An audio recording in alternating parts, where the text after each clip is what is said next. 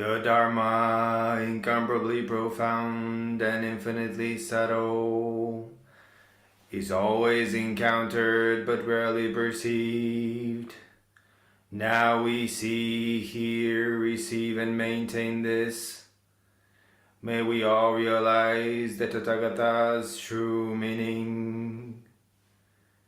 The Dharma, incomparably profound and infinitely subtle, is always encountered but rarely perceived. Now we see, hear, receive, and maintain this. May we all realize the Tathagata's true meaning. The Dharma, incomparably profound and infinitely subtle, is always encountered but rarely perceived. Now we see, hear, receive, and maintain this. May we all realize the Tathagata's true meaning. Well, hello everyone. First, I want to make a special little dedication to some of our Zen folks in the Sangha and also here in Tsukuba who seem to have pulled this muscle or their back or various things. I've been there too. We're dedicating this to all the people with aches and pains. That leads to our topic today. Folks often come to Zen because they just want to deal better with the problems of life. That is excellent. That is an excellent reason. Maybe to relax a little, to build their focus. Also, wonderful reason to come to Zen. And all of that does come from our Zen practice. But I have to confess, I'm a little old school.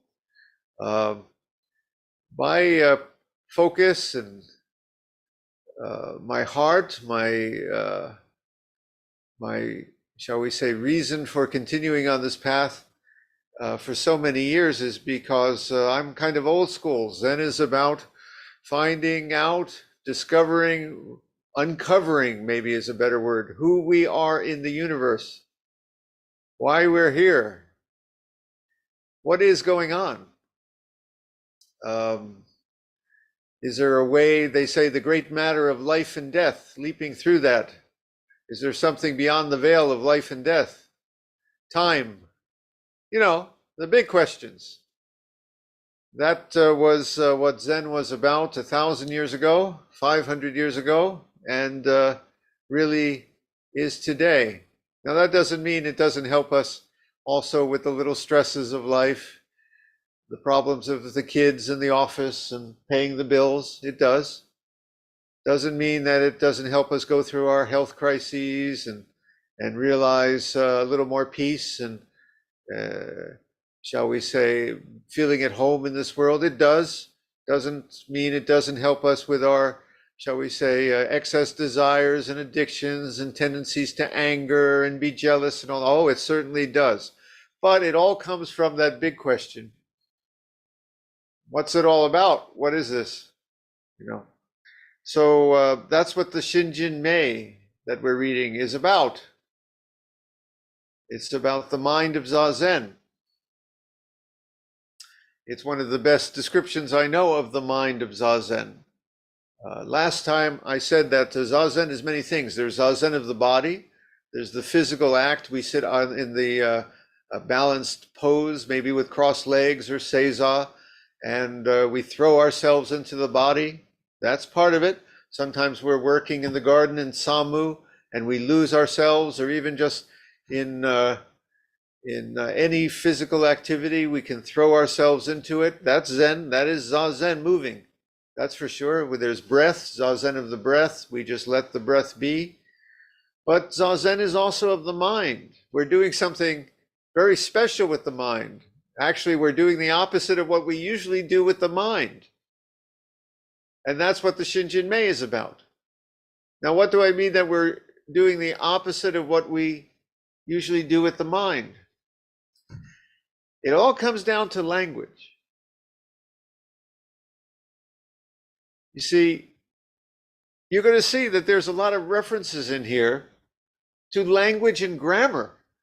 I'm sorry, anyone, I struggled in junior high through English class and predicates and dangling participles. I never got all that. Object and subject I figured out, but I'm still not sure what it is, a transitive and intransitive verb. Anyone else here with me, or is it just me? I struggled with English grammar back in the day. But one thing I know about grammar, it divides the world into pieces. Now, I think a baby is born without all that language. Actually, I think the baby is born, if I'm reading Noam Chomsky and all those other linguists, not the political Noam Chomsky, the linguist Noam Chomsky, babies are born naturally in our brain with some language senses of tense and time in the brain already when the baby is born. And the language kind of just fits into that. But as we learn language, we also learn to divide the world into pieces, you see. The big one is subject, object. There's me, and there's all the rest of you guys, and everything out there. And this is the big divide for Buddhism. And many, not just Buddhism, many Eastern practices are focused on that subject-object divide. But then we have all the different nouns and pronouns. This and that, chair and house, mountain and star, tin can and puppy dog, anything. We divide the world into all these objects. Now you're going to not hear me say that they're not there. There's something there, you see, in all these nouns and pronouns that identify the different pieces of the world. I'm not saying I'm not here. There is a me. Buddhism never said, maybe in some extremely radical interpretation, someone might have asserted this, but most Buddhists will say, no, you're there, but kind of a provisional way. That's only one way to look at it. So you have the nouns, the verbs, the adjectives, good and bad, happy, sad, beautiful, ugly, right? So we divide the world in language into all these different pieces. And we need that. That's how we function in the world. Hoshi later is going to recite a poem for us. He works in language. You're a poet, right? The Shinjinmei that we're reading now is a poem. It's a poem, though, about transcending language. What is, when we get through all the subjects and objects and adverbs and adjectives and nouns of this and that, when we drop that all away, shall we say there's kind of a base language that's only one word? I'm not even going to say what that word is because it can't be said.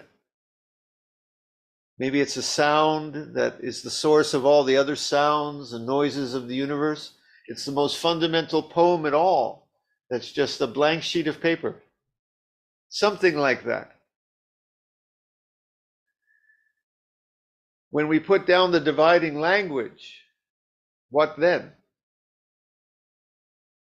But then the Shinjinmei will also caution us today. Don't just think that that's what it's all about, getting back to the one sound, the one word, the blank sheet of paper, whatever it is that is in this world before we cut it up into all the pieces. Realize that the pieces and this primordial sound were never two. I've given the whole thing away now. You can all go home. But let's get into it. Let's get into it and see. Now we're gonna discuss all these titles for the Shinjinmei after. I think some are better than others. I'll tell you why in a bit. But let's start with the reading. The more you talk and think about it, the further astray you wander from the truth.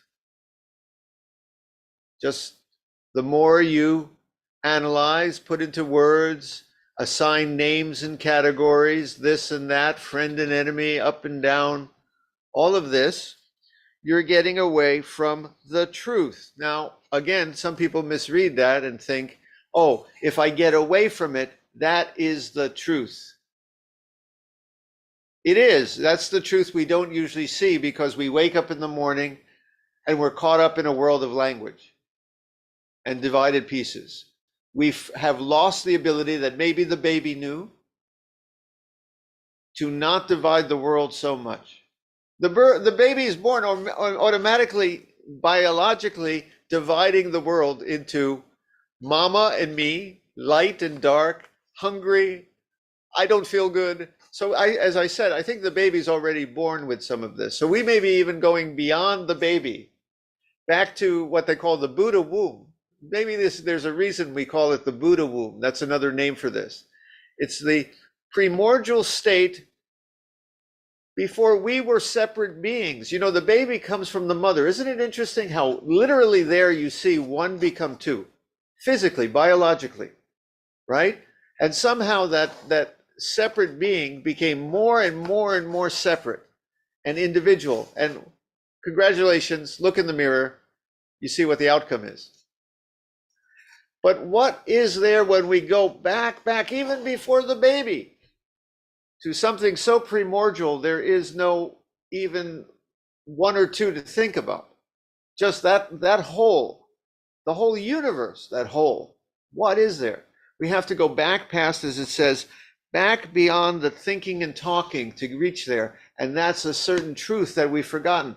But the Shinjinmei is also reminding you, that doesn't mean this whole world, even though it's kind of only one way to see things or kind of like a dream, it's a truth too when you realize it's also the other thing. They're not separate. They're not separate. That wholeness and all this world of division, it's the same place, just seen two different ways. You and that wholeness are just the same. Even though you feel like you and you're not all the rest of it, that's the object to your subject, that's the predicate to your object, or I'm getting it all confused again. But when you stop all that, you are you, and you're also all of this. I gave it away again, but let's see what how this continues. So stop talking and thinking, and there is nothing you will not be able to know. There's a certain knowing that comes when we stop the language and stop the nouns and pronouns and talking. And I'm talking about it right now. I'm talking so much to tell you to stop talking. Really, let's just get quiet for a second and hear it.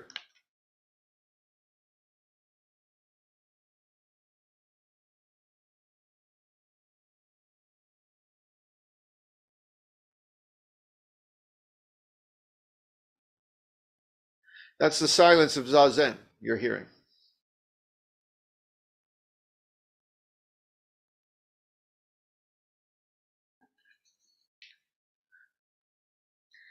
To return to the root is to find the meaning. The root before the baby was born, the root before the plant even began to emerge from the ground. To return to this source, this root, is to find this meaning. Not the only meaning. Your life has meaning. This divided world has meaning. Again, don't get lost in one or the other, but you got to get back to really know the plant, you have to know the root even before the plant emerges from the ground. This is who you are. This is the source of all your poems. This is the source of your life. This is who you are.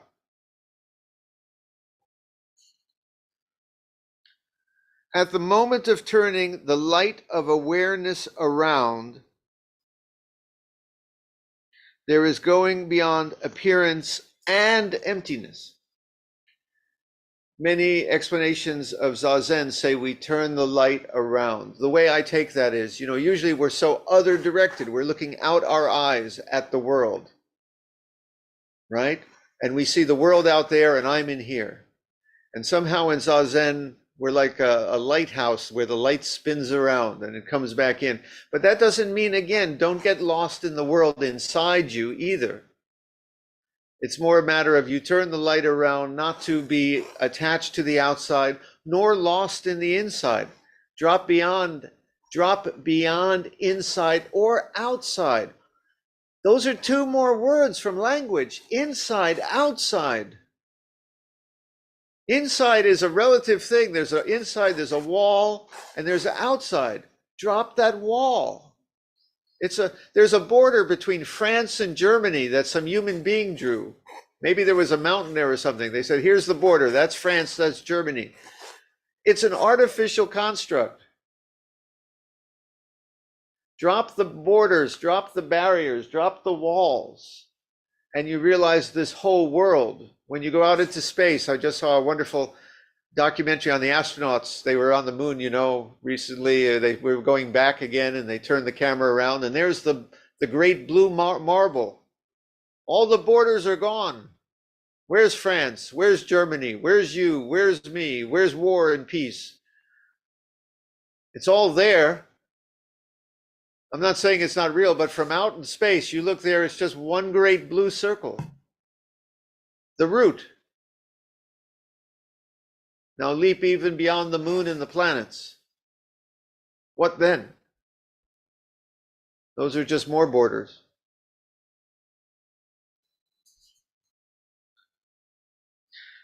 There is going beyond appearance and emptiness. Don't get lost in emptiness. The emptiness means empty of being separate things. Not that there's nothing there. It's empty of its separateness, empty of its things, as empty as a separate identity.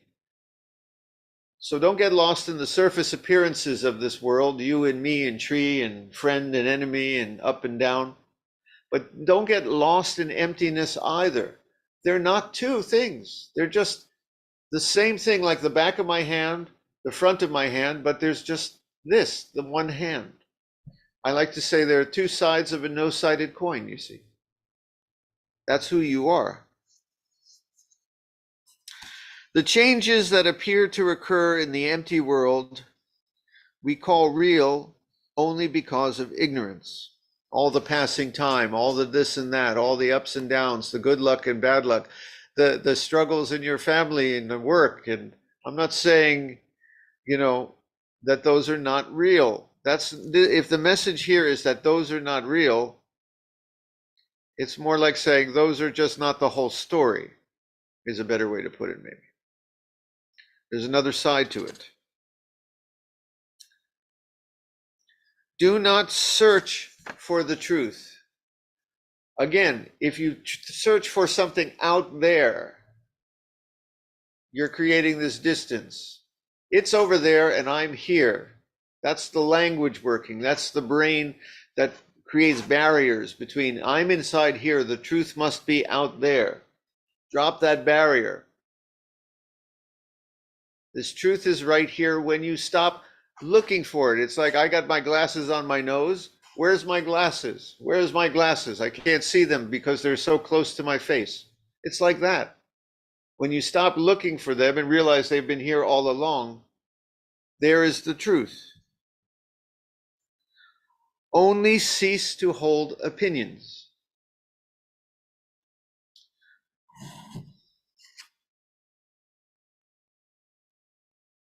More language. We get up in the morning and we start judging the whole world. This is what I want. This is what I don't want. This is what I'm afraid of. This is what I hope for. This is what I despise. This is a good thing. This is a bad thing. This is my favorite flavor of ice cream. This is my favorite person. This is this guy I'm not so crazy about. We have opinions on everything. That politician I love. I hope the world does this. Some of the things are, don't get me wrong, some of these opinions are necessary. I don't want to eat poison. I want to eat nutritious food. I want peace in the world. It's a good thing. I don't want war. I like that politician because his policies are good. The other politician, that guy's crazy. Like that, we need to have these opinions. Don't get me wrong. Again, it's not a one-sided story, but it's also saying, okay, guys, flip the coin, the no-sided coin too. there's also the one sound, the root, the source, before all opinions.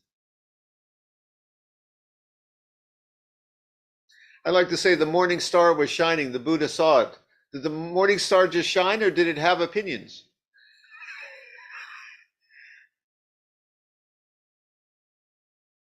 Did the morning star shine for a purpose? It had to do something, judging, go, oh, I'm not shining bright enough today. I'm not a good star. No, it just shone.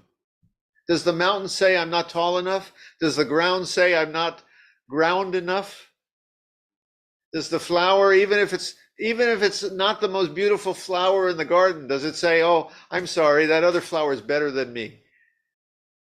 No. The flower grows, the ground is solid, the mountain rises, the star shines. There's something beyond opinions. So this is saying, know this realm that is also beyond opinions. Dualistic constructs do not abide. So take care not to pursue them. If there is even a trace of this and that, right and wrong, the mind will be lost in confusion.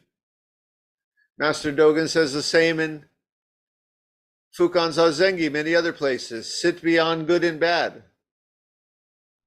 Let the judging, the mental wheels turning of the mind, put it down, let them settle, kind of put them in neutral. Just let them spin without all the judging and dividing and thinking about stuff.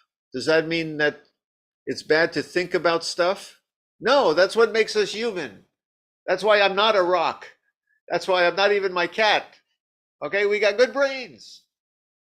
We don't use them all for good all the time, but we got good brains. I'm not telling you not to be human, not to analyze, not to think about opinions, not to think about things, but also know the art of sometimes not doing that, where there are certain truths that present themselves when you put down the whole, shall we say, clown show in your head. All the junk in the attic, just put it down. And then a certain truth manifests that turns out to be the whole clown show too, the whole chaos, the whole catastrophe. All the noise of the world, all the opinions, all the things turn out to be this that is also when you drop the opinions and drop the likes and dislikes and drop the right and wrong. Learn to do both. That's how we practice here. So if there is even a trace of this and that, right and wrong, the mind will be lost in confusion. Although all dualities come from the one, do not be attached even to this one. Very good warning there. Very good caution. People sometimes think, oh, you're talking about oneness. If all the separate things disappear, all that's left is the one. Everything is one, because there's no more 2, 3, and 4, just one. Right? And that's close. That's a way we can get our mind around this. But a little caution from the old Zen guys. Even one is a word. Why do you need the word one, even if there is no 2, 3, and 4, or 0? 0 means, get rid of 1, get rid of 0, get rid of 2, 3, and 4. You don't need any words. Even one. Even emptiness is a word. Don't need that word. Last week we had a visit with a Buddha, right? Daiichi Nyorai, he's over there now, which represents this great wholeness of the universe. That's another word or image or concept that people need to get their heads around this, the wholeness of it all. Some people might in the other religion call it God, all right? Put down all those words, even one, even God, even Buddha. You might be even getting closer to this thing that, by the way, you can't get closer to it. You're just kind of discovering what's here all along. Closer would mean it's out there again. So we don't even need the word one. But remember, again, this thing is the 1, 2, 3, 4.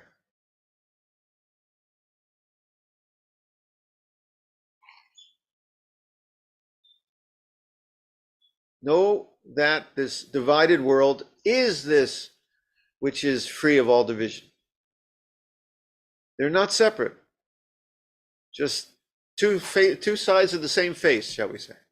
No, that's a bad way. That means it's separate too. Two sides of the same face. It's the same face, just the same face. Maybe one just seen different ways. When the one mind is unborn, nothing in the world can offend. We even get beyond thoughts of birth and death, coming and going. I told you this is about all the big questions about who you are. Of course, you're somebody who's born, and sorry to tell you this, someday you're going to get hit by the big bus that's coming for you, right down that highway. Might be today, might be 100 years from now. I hope that bus misses you for a long time, but boom, the Grim Reaper's bus is going to get us all. Hallelujah. Okay? But these Zen folks tell you that again is not the whole story. There is something beyond coming and going. Life and death. The waves rise on the sea. The waves disappear on the sea. You're a wave, I'm a wave. Everything's a wave, coming and going, coming and going. But what of the sea? That is what we are too. The wave was never anything but the sea. The sea is just the waves waving. That is who we are. Again, just another image. Sea, God, Buddha, one. Throw those away too, and that's who you are. When the one mind is unborn, nothing in the world can offend. And when a thing can no longer offend, it ceases to exist in the old way. When no discriminating thoughts arise, the old mind ceases to exist. Again, this is very radical for me. It ceases to exist, yes, but that doesn't mean the old mind. We need the old mind. We are the old mind. Just know that the old mind is not the whole story, okay? When thought objects vanish, the thinker vanishes. No object, there can be no subject.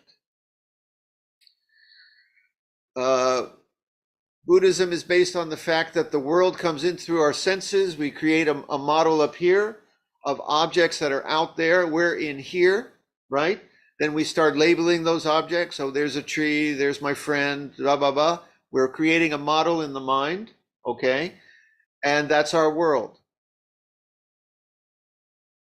Buddhism is based on the premise that when you kind of put a monkey wrench in that process and stop saying that the data is out there that's coming in and I'm in here, you realize something. So when thought objects vanish, the thinker vanishes. That means the separate thinker. That doesn't mean you go into oblivion. We're not nihilists. That doesn't mean you go into oblivion. Quite the contrary, you become everything. Because you find out the outside and the inside were not two.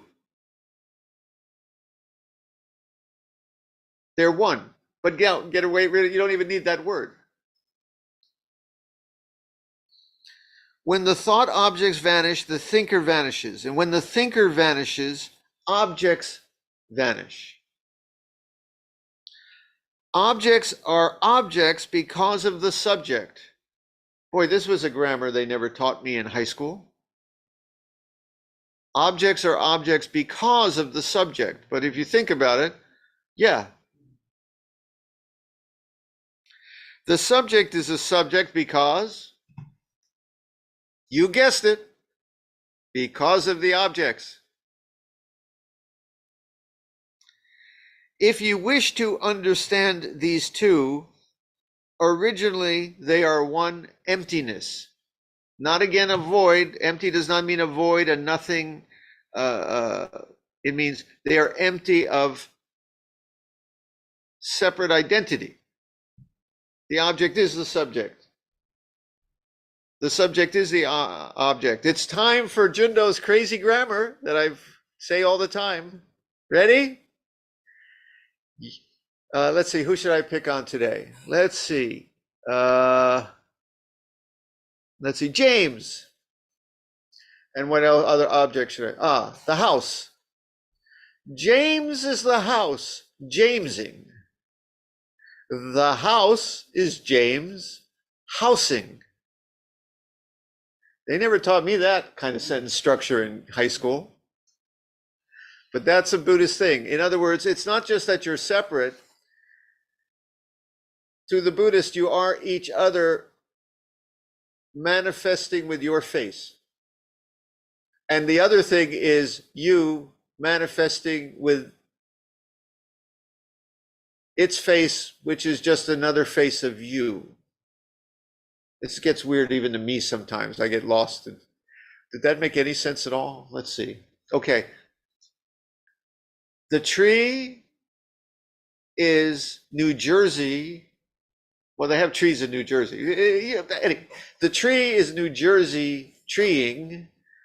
New Jersey is the tree New Jerseying. You can play this game with, it's a game. It's a word game. Try playing it on your own sometime. But it's all you. It's all you. New Jersey, the tree, my house, Hoshi here, James, Brad, all you. Now, before that goes to your head, I remind you too, that also means your dog poop and the old trash can out back and the rusty tin can in the street, right? And before that still goes to your head, remember it's also everybody. Yes, you are the king of the world. You're sitting on the throne here, but so is everybody. And all things, including the dog poop and the rusty tin can. You see, including the things we don't like, the things that scare us, the illness, the war.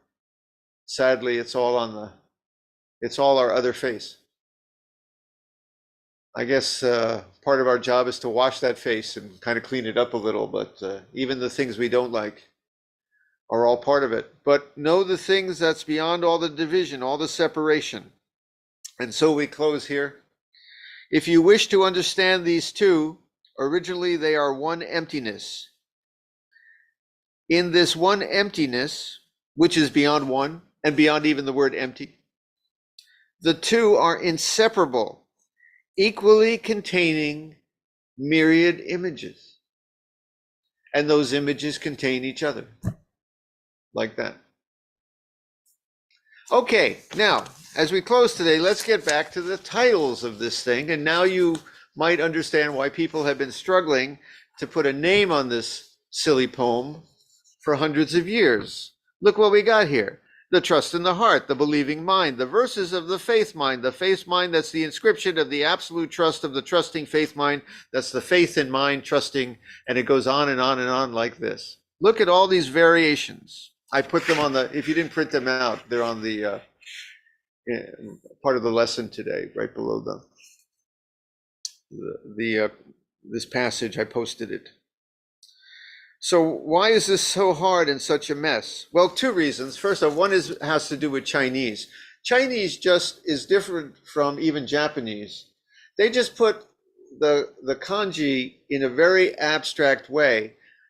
So, you know, in English, I would say, I am going to the store. In Chinese, you might just say, Brad, confirm if I'm wrong, go store. When? If I need to be specific, I will say then, tomorrow go store, but I might just say, go store. And who's going to the store? Well, it's implied, okay? But So the Shinjinmei is also written in this very abstract way. You can see there's 4 kanji, and then they got this long English sentence, which is the translator trying to put a name on it. So that's one reason. You can literally take these pieces, Shinjinmei, which, oh, I got to get this right. Trust, heart, inscription, or trust, mind, inscription. In Asian world, heart, mind is not separate. They didn't separate the emotional heart and the brain is the mind. It's just shin, which means heart, which is the heart mind. Sometimes it's rendered heart mind. So it can be either heart or mind. Trust, heart, inscription. Inscription means just poem, song, okay? It's trust. Sometimes we say faith, but people say, oh man, I used to come from that other religion. I'm still carrying my mental baggage about that word faith, man. I don't want to have faith. I say, okay, call it trust, but trust doesn't really do it either, because it's like you have faith in your brother. You have faith in your family, hopefully, right? You have faith that the sun's going to come up in the morning. So the word faith is not bad here. It's a little bit more like, I trust you. It's more like I have faith in you. Okay, it's a profound trust. So get over your old baggage from that other religion, if you got that, and just say you really, really, really, really trust. Okay. Okay. So now we got this faith, this real trust, real trust, faith, song, heart mind. Now, is it I trust in the heart mind? The heart mind is trusting something. You get where I'm going here? Look at all that language with objects and subjects and dividing and opinions. Am I trusting something because I don't trust this other thing? Is this the thing I trust because the other thing is not good?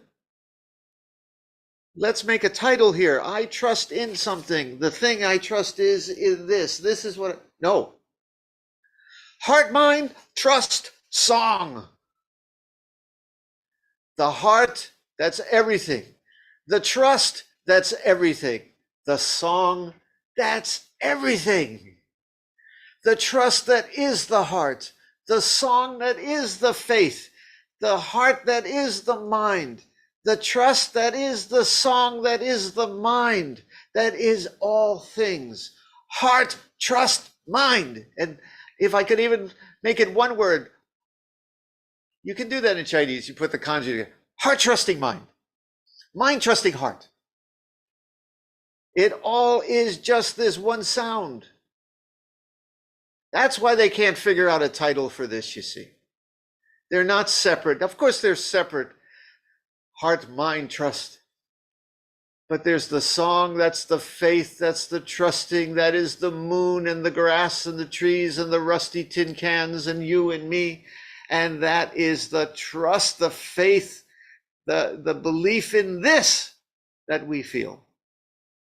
And it's the song, the poem, that's the source of it all. Something like that. I've said much too much again.